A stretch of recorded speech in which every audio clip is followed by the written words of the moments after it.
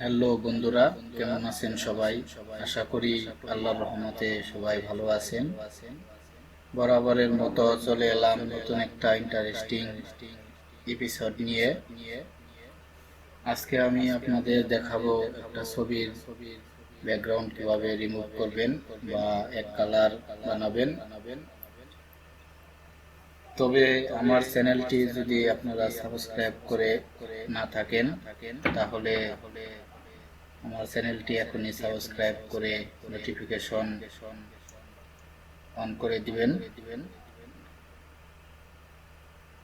আর কথা না বাড়িয়ে চলুন দেখা যাক কিভাবে আমি কাজটা করি। প্রথমে আপনার কম্পিউটারে অ্যাডোবি ফটোশপ সফটওয়্যারটি ওপেন করবেন। তারপর যে ছবিটি আপনি ব্যাকগ্রাউন্ড এক কালার বানাবেন সেই ছবিটা অ্যাডোবি ফটোশপ সফটওয়্যারে নিয়ে আসবেন। দেখেন এই ছবিটার আমি ব্যাকগ্রাউন্ড এক কালার বানাবো। প্রথমে আমার ছবিটা আমি প্রয়োজন মতো আমি জুম করে নিব। পেন টুল আমি অ্যাডোবি ফটোশপ সফটওয়্যারের টুলবার থেকে পেন টুল সিলেক্ট করে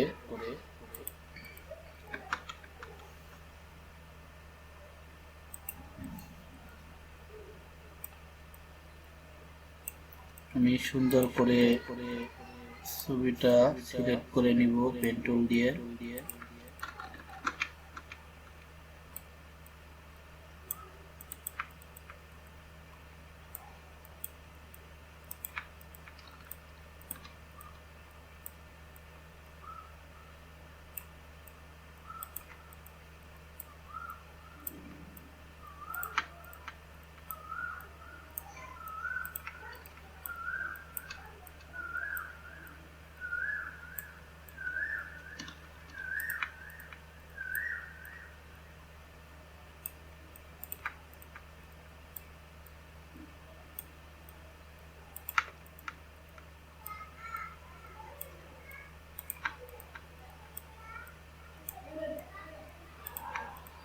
সেই সাথে আমার চ্যানেলটি যদি আপনারা সাবস্ক্রাইব করে না থাকেন তাহলে আমার চ্যানেলটা সাবস্ক্রাইব করে দিবেন আমার নতুন নতুন ভিডিও পাওয়ার জন্য।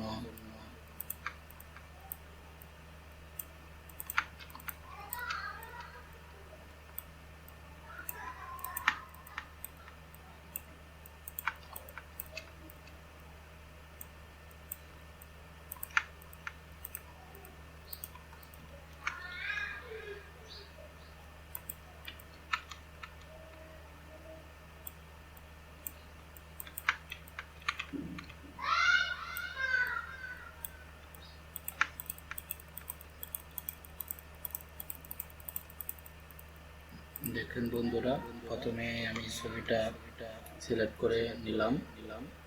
তারপর কন্ট্রোল অল্টার ইন্টার প্রেস করে ছবিটা সিলেক্ট করলাম। তারপর ছবিটার ব্যাকগ্রাউন্ডে হালকা ব্লার করার জন্য control alt enter T press করলাম।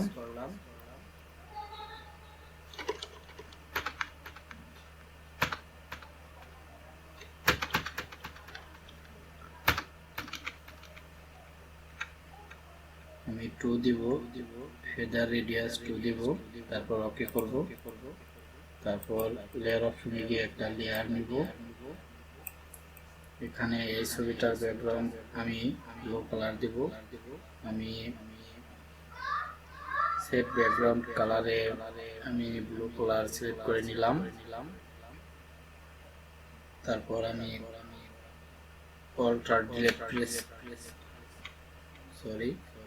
কন্ট্রোল ডিলিট প্রেস করলে ব্যাকগ্রাউন্ডে আপনার এক কালার হয়ে গেছে।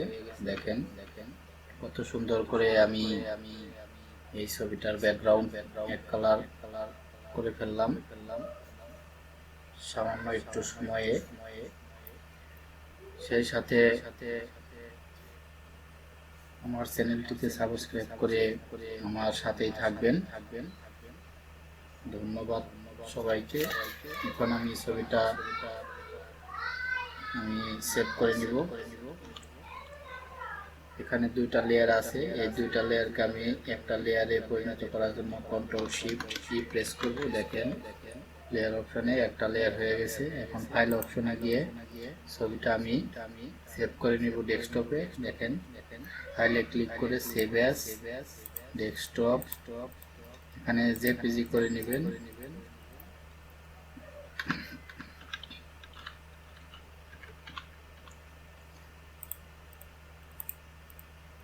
দেখেন আমার ছবিটা সেভ হয়ে গেছে।